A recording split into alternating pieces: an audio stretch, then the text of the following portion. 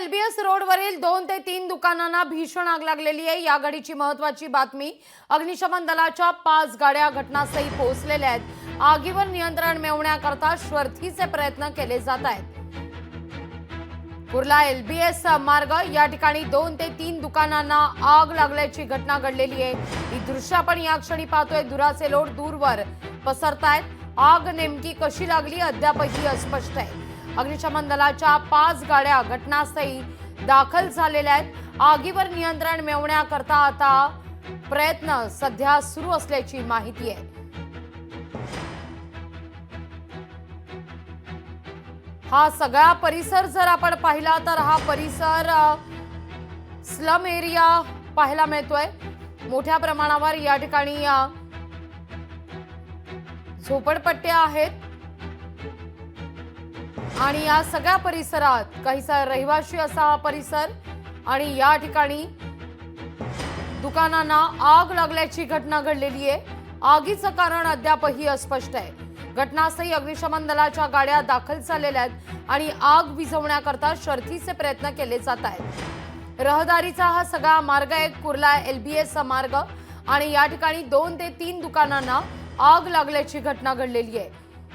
धुराचे हे लोट दूरवर पसरताना दिसत आहेत। त्यातून आग किती भीषण आहे, दाहकता आगीची स्पष्ट होतीये।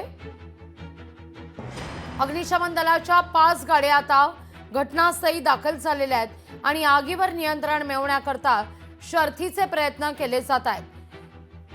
अधिक माहिती घेऊया आपले प्रतिनिधी स्वप्नील जाधव यांच्याकडून। स्वप्नील, काय अधिक माहिती या सगळ्या संदर्भात?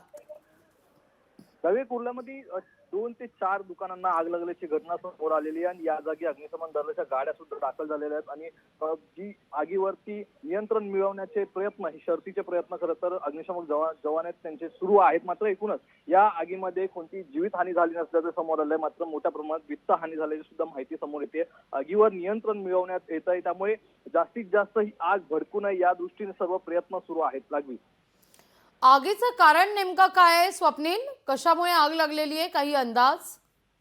कुर्ल्यामध्ये ही आग लागलेली असून अद्याप आगीचं कारण हे अस्पष्ट आहे असं सांगण्यात येतं। शॉक सर्किटमुळे आग लागली असल्याची प्राथमिक माहिती सुद्धा या ठिकाणी समोर येते।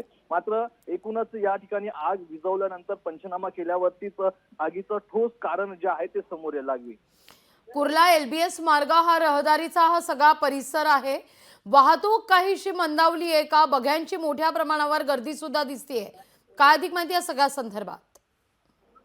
नक्कीच दाटीवाटीचा परिसर असल्यामुळे त्या ठिकाणी 4 गाड्या ज्या आहेत अग्निशमन दलाच्या त्या दाखल झालेल्या आहेत, मात्र आगीवरती नियंत्रण मिळवण्यात येत आहे। त्यामुळे या भागामध्ये जी वाहनं जात असतील त्यांना कुठेतरी डायव्हर्ट करण्यात आलेलं आहे। त्यामुळे वाहतूक कोंडी सुद्धा त्या ठिकाणी झालेली आहे आणि वाहतूक मंदावलेली सुद्धा पाहायला मिळते। मात्र पोलीस कर्मचारी असतील, अग्निशमन दलाचे जवान असतील, हे घटनास्थळी दाखल झालेले, तसेच एकूण फायर अँब्युलन्स सुद्धा त्या ठिकाणी दाखल करण्यात आलेली आहे। कोणत्याही प्रकारे ही आग भडकू नये या दृष्टीने जरी प्रयत्न सुरू असले तरी या आगीमध्ये जास्तीत जास्त नुकसान होऊ नये यासाठी सुद्धा अग्निशमन दलाचे जे जवान जे आहेत त्यांच्याकडून प्रयत्न सुरू आहेत। काहीच वेळामध्ये या आगीवरती नियंत्रण मिळवण्यात येईल असं सुद्धा सांगितलं जातंय। लागली अगदी स्वप्नील, धन्यवाद तुम्ही दिलेल्या एकूणाच्या सविस्तर माहिती करता।